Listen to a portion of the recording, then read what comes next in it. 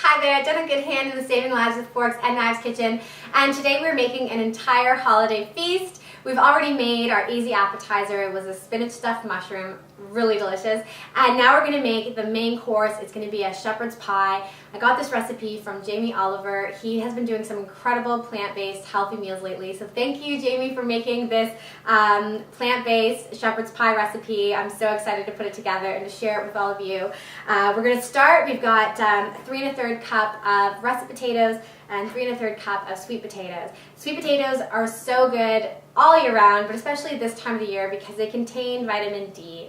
And vitamin D we primarily get from the sun. It helps with stabilizing our moods and our immune system, and it's really good for bone health as well. So vitamin D, sweet potatoes. And then we've got our russet potatoes here, and they are so full of vitamin C. They're also a really good carbohydrate. And everyone thinks that carbs are really bad for you, but it really depends on the carbs you're eating.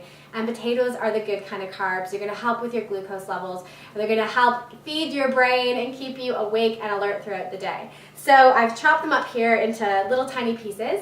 We're going to put the yellow potatoes into some water, some cold water with a little bit of Himalayan salt.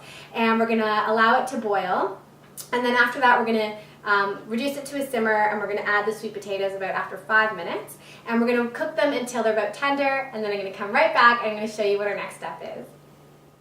So we've just finished cooking our potatoes. They're nice and steamy and warm. We're going to add 2 tablespoons of non-dairy margarine. Try to find organic if possible. And we're also going to add a pinch of salt and pepper. We're going to put these potatoes back into the pan that we originally cooked them in, where it's nice and warm, and we're going to mash those all together.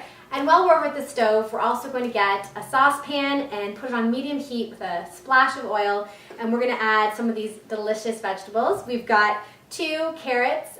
We finally diced them up. Carrots are really high in beta-carotene, which is good for our eyes, but it's also good for cell repairing and slowing down the process of skin cell damage, so really good for your skin. We've also got 2 stalks of celery, and celery is one of those foods that includes natural salt. We all think that we have too much salt in our diet, but salt is actually really important for a healthy body. And the sodium that's in celery is the kind that's really good for us. And celery is also good at alkalining the body. In North America especially, we have diets that are very high in foods that make our systems acidic. So celery is really good at helping to balance that out. We've also got 3 cloves of garlic and 1 large white onion. And we're going to add those into the pan, and as we do, we're also going to put in 1 1/2 teaspoons of coriander. And coriander is really high in iron, so those who need more iron in their diet, who might be anemic, it also helps with giving you more energy and strength. And then while those are cooking, I'm going to be putting in about half of this bunch of fresh thyme. Just picking it off, adding it in.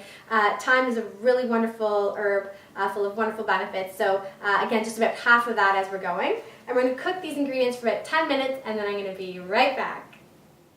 We are just a few steps now from having our shepherd's pie complete. I've chopped up 12 sun-dried tomatoes and added 2 tablespoons of the oil in the jar that they came in.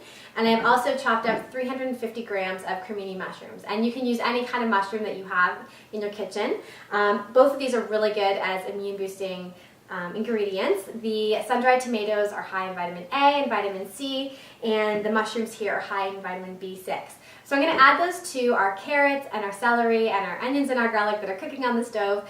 And while those are heating up, I'm also going to work at putting in 400 grams of chickpeas and 400 grams of lentils. Both of these came in a can, and I just rinsed off the liquid that they came in. The recipe does mention putting the liquid in, but I always like to rinse it off and then add some other liquid that's already included in the recipe. So in this case, it was calling for veggie stock, so I'm going to add 1 cup of veggie stock to that. And we're going to let it boil and simmer, and it's going to start to stick together and become a lot more thick. And when that happens, I'm going to come back and we're going to put it all together. Okay, so our filling is all done. I'm just going to add a little bit of parsley. It's about 1/4 cup to 1/2 cup. It's just going to add some more nutrients to our meal. Parsley very high in vitamin C and also really good at flushing out toxins from our kidneys. I'm just going to stir that in there. Add it to our casserole dish. Then we're going to add our delicious Technicolor sweet potato, yellow potato, mashed potatoes to the top.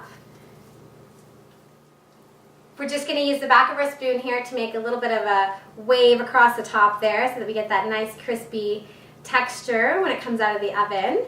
And just on top, we're going to put about a 1/3 cup of breadcrumbs. I have a zest of 1 lemon. I have a big pinch of rosemary leaves and 1 clove of garlic, and I'm just going to mix that together, and then I'm going to sprinkle it on top.